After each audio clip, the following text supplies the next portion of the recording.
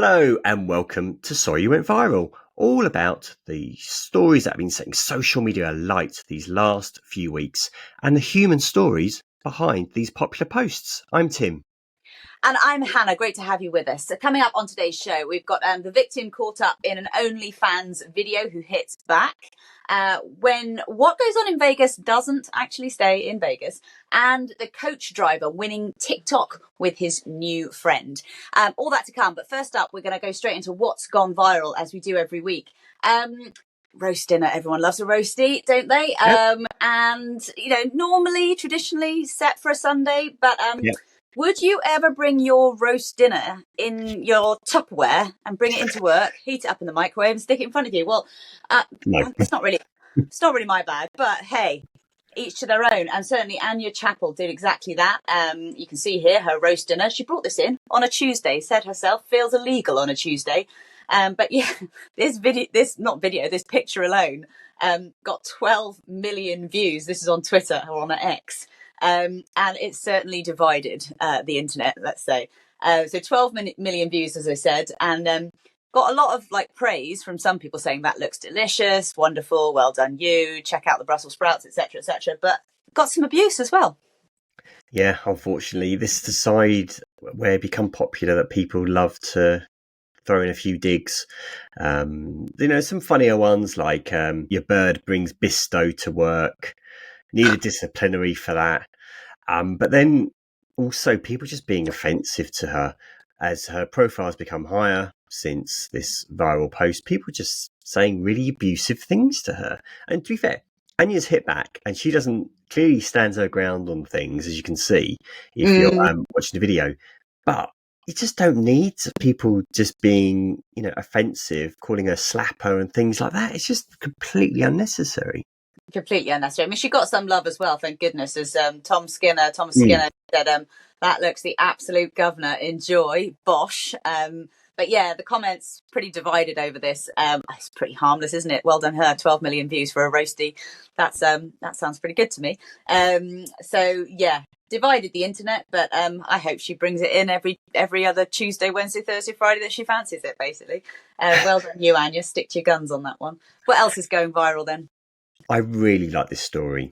I say that a lot, but this particularly won me over. This just popped up on my For You page on TikTok. This is Jack, a coach driver, 24-year-old, and his new friend, Stuart. Stuart? Yes? Someone's asked what's going on, they're confused. So how did we meet, and how come you're on my coach? Well, So I'm the coach driver, aren't I? yes. You live in a care home locally. Yes. And unfortunately, all your family's passed away. It has. Unfortunately, I'm sorry to hear that, Stuart. Thank you. And so you're quite lonely, aren't you, at the care home? Yes. So you love coaches. Yes. So last year, when I was doing real replacement, you that's when you saw me, wasn't it, for the first time? We exchanged numbers, didn't we, Stuart? Yes, we did. You call me about 20 times a day. Yes. At 5 o'clock in the morning, waking me up when I'm trying to rest. Yep. No problem at all, Stuart. And when I'm on a job, you come down and you sit on the coach, don't you? You keep me company, you help me out. Yes. So Stuart isn't a trainee or a coach driver. He just comes down. Really lovely story. And Jack is a clearly lovely guy. 2 million views for that TikTok alone. He's got hundreds of thousands of views on his other TikToks. And what I really like, though, under one of the videos, his mum has posted a reply saying, "I'm Jack's mum. Her name is Julie Orell 736. I'm Jack's mum and I'm very, very proud of the way he conducts himself. After working with people with special needs for 35 years, this just melts my heart." And people responding saying, "Jack's mum, you have a beautiful son. You should be so proud." Someone else saying, Lisa saying, "Petition to get Jack a Pride of Britain award. You're an amazing young man." Yeah, And he is. you just don't see it enough, really, do you? Celebrated young men, young women, young people who are kind of he's working for the family business as well, I think, as well. So it's just a hardworking young man doing something very simple, really straightforward, but clearly making Stuart's day, if not really improving his quality of life as well. It's such a simple thing to do, and like you said, I mean, it's lovely reading now through all the comments underneath and him saying himself, He goes by the name Driver Jack. It's my dad's company, family business. My little brother helps clean. We're all absolutely fine with Stuart coming on board.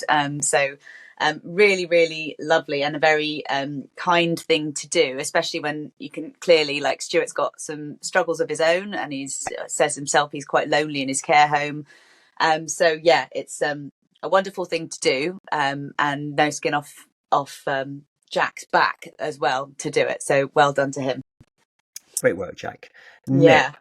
Now, this is an example of where TikTok gets out of hand and can cause real damage to some innocent people. If your fiance just went on his bachelor trip to Las Vegas and was at the MGM Wet Republic pool yesterday, Sunday, March 9th, he cheated on you. And also, I went to test the waters because I wanted to find out his Instagram so that I could DM you. And so I went over and I just said, like, hi, like, where are you from, whatever. And he was super flirty and didn't. And I said, oh, are you the one getting married? And he said, supposedly, something like that. Their entire group was wearing pink hats. And I have his Instagram. I don't want to, like, out him in case I get, like, sued or I don't know. But if you think that this could be you, message me or comment and I'll send you his Instagram and you can tell me. Yeah, that's all. His name rhymes with Cat Sadams. So, I hope it wasn't you, but he cheated on you.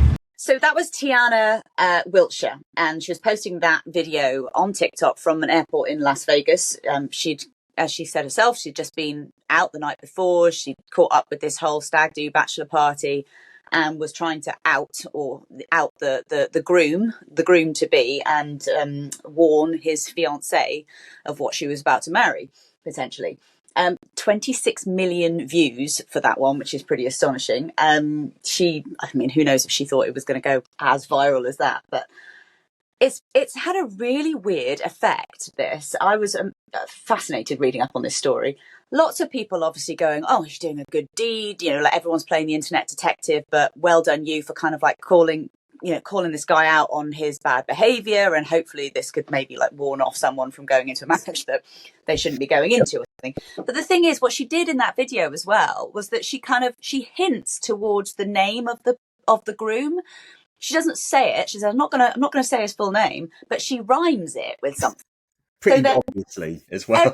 Well, yeah. So you're just like, well, everyone's then going to go, oh, it's this guy, it's that guy, and how many? There's probably quite a fair few stag do's going on in Vegas over a weekend.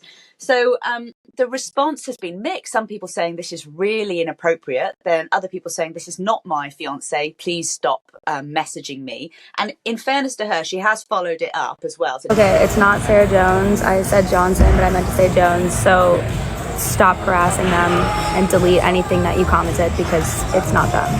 And I said this, but I misspoke her last name. Please leave them alone. Well, yeah, as you said, good that she's kind of explained, please stop harassing this woman, but she caused all this. And some of the comments have been mixed. Some guys, anonymous accounts saying, look, what goes on in Vegas stays in Vegas. Well, I'm not so sure about that. She has then posted a video saying, look, I don't mind the trolling comments. That's part of going viral. I mean, it's like, it's not so much about you anymore. This is about innocent people who having comments and abuse left on their Instagram profiles, on their wedding pages, and their registries as well. Yeah. People all who are trying to guess. Yeah. I think she posted another video to say, look, the woman now knows. I've been in contact with her. Great, fine. But it's just, this kind of 26 million people have seen this on TikTok alone, let alone being shared on Twitter or elsewhere. All these kind of Matt Adams or whatever, Saddams related rhyming surnames, but we can guess, have been caught up in this.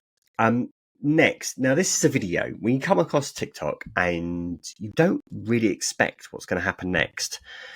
Have a look at this one. Ain't it fun?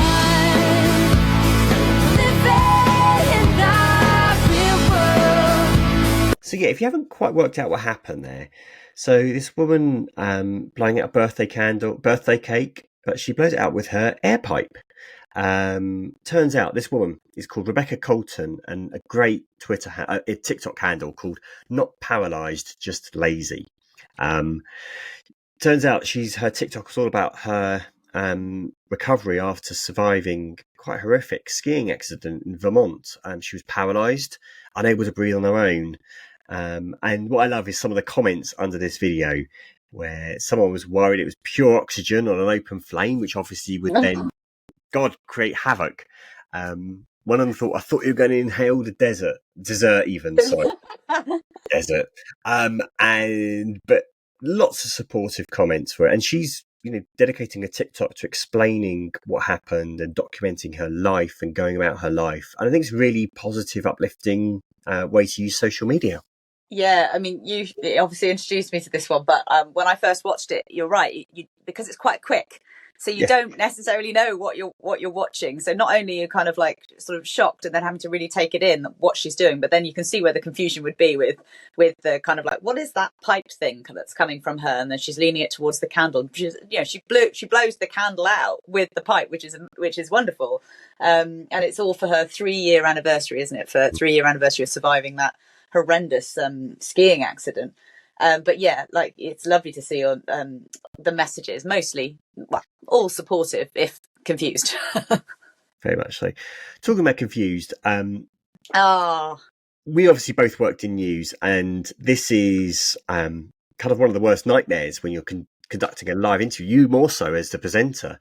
This has never happened to me. Never, ever happened to me. Definitely not. We all remember the fantastic story at the moment when a man was being interviewed on BBC News Channel, and he was interrupted by his daughter. Let's just play it for the fun of it, even though you know what it is. We love seeing it. Let's show you it again. This happens all the time. The question is, how do democracies respond to those scandals? And what will it mean for the wider region? I think one of your children has just walked in. I mean, shifting sands in the region. Do you think relations with the North may change?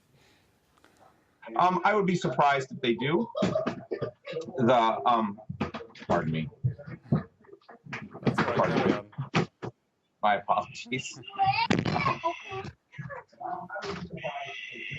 What's this going to mean for the region? My apologies.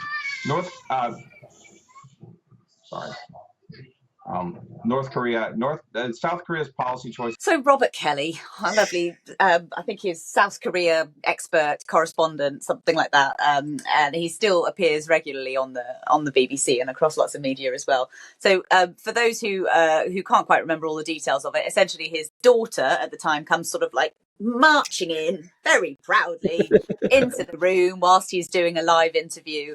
And he's there kind of like trying to sort of push her back and aside and everything. And his wife runs in and tries to get the baby out as well as his daughter as well. And it's all absolutely hilarious.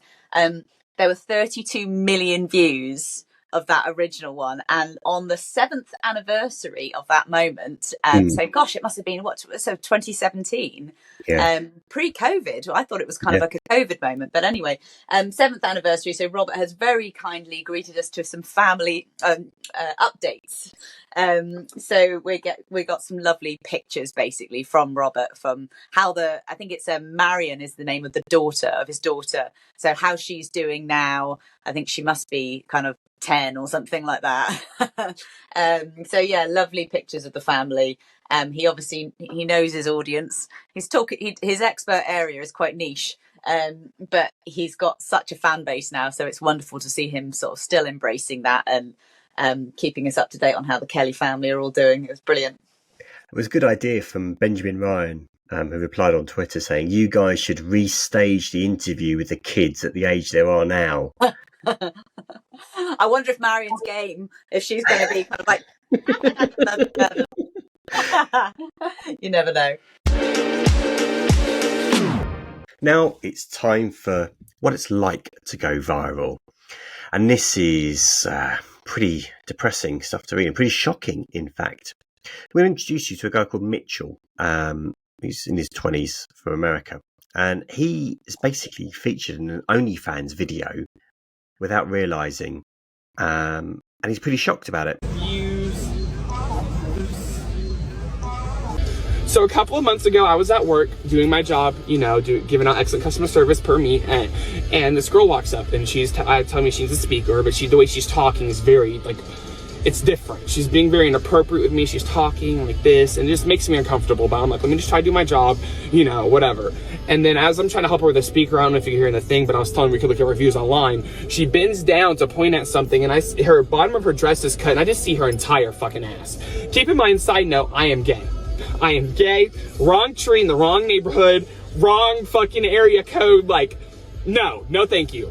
And it kills me because this happens and I'm like, whatever, you know, I tell my leadership and, you know, whatever. Months later, around Christmas, guy comes to my job, you look familiar. And I'm thinking, oh, it's probably because I worked at 2 other locations in 3 years. No, OnlyFans. She put this shit on OnlyFans and I like freaked the fuck out because like, I'm like, oh my God. So I had to hunt it down. He comes back, gives me her at, I find the video, description of the video, uncensored version on my page for $4.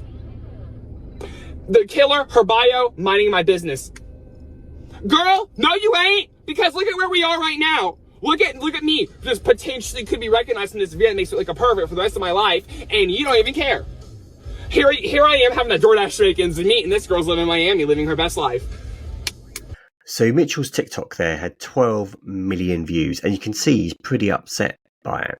Now I know probably some people watching or hearing this will go, it's funny, bit of banter, you know, but you can understand why he'd be pretty upset by this. The woman in question, her name is Pretty Yona on Instagram. She's now locked her Instagram account after this. She has since Mitchell did that TikTok, posted on Instagram stories hitting back at Mitchell, basically blaming him for it all.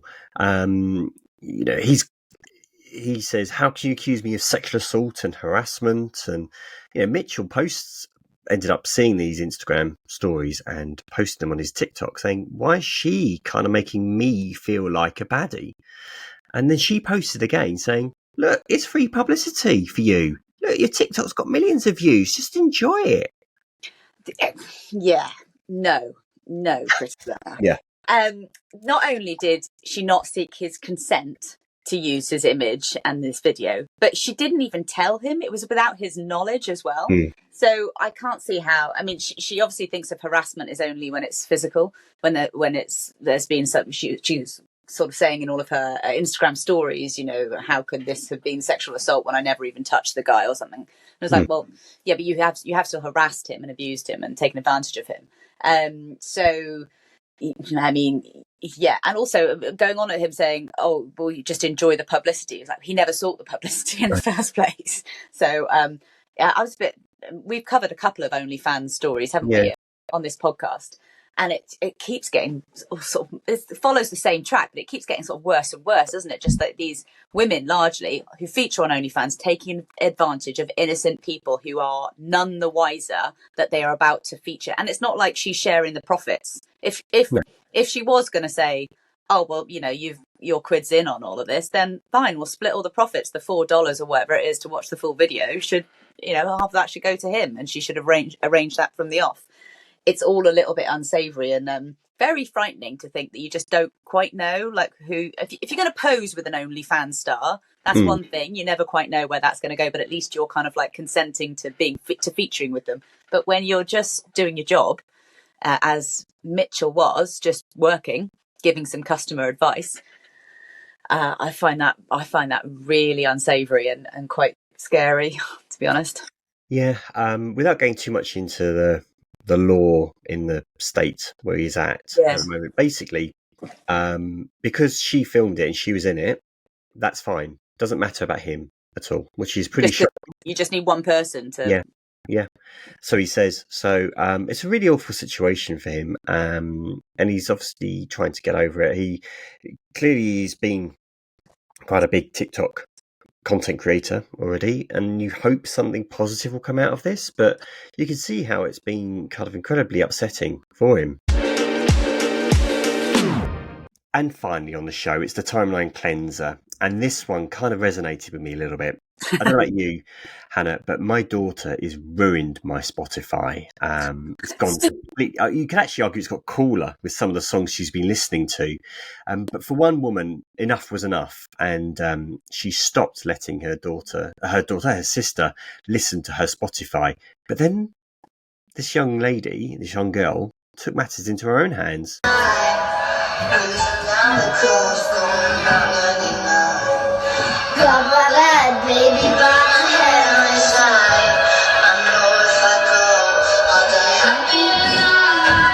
So Daisy Faye, who posted the video, and what she's essentially done is to have a tape recorder, a really old-fashioned, old-school tape recorder, and she's taped Lana Del Rey songs, and she's just playing them. And the wonderful thing is that she's obviously kind of like, upset that her sister was kind of like taking advantage of her Spotify account, but her sister is so damn cool.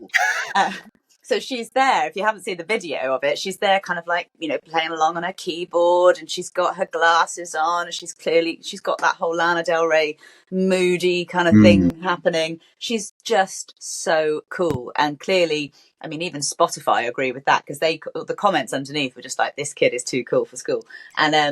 And even Spotify replied with the glasses too. This is so Lana Del Rey vinyl. And other people saying, give her own free Spotify account then. Which they probably should. Well, I mean, she's clearly already making her sister's Spotify account even cooler. I don't know what your daughter's doing to yours.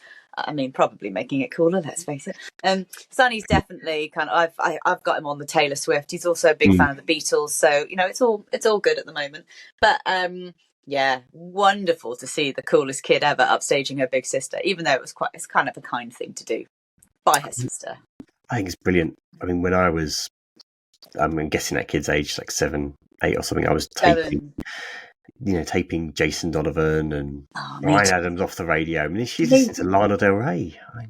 I know. Well, I mean, we're talking about the 80s, aren't we, though? So I don't think Lana Del Rey was really, making her hits back then. I was with you on the Jason Donovan all the way. And the tape recorders, but then that's very much our era. I think I may now get my daughter to have to force to listen on a tape recorder instead of ruining my Spotify with all my 80s hits. That's it for the show this week. Thank you for listening or for watching.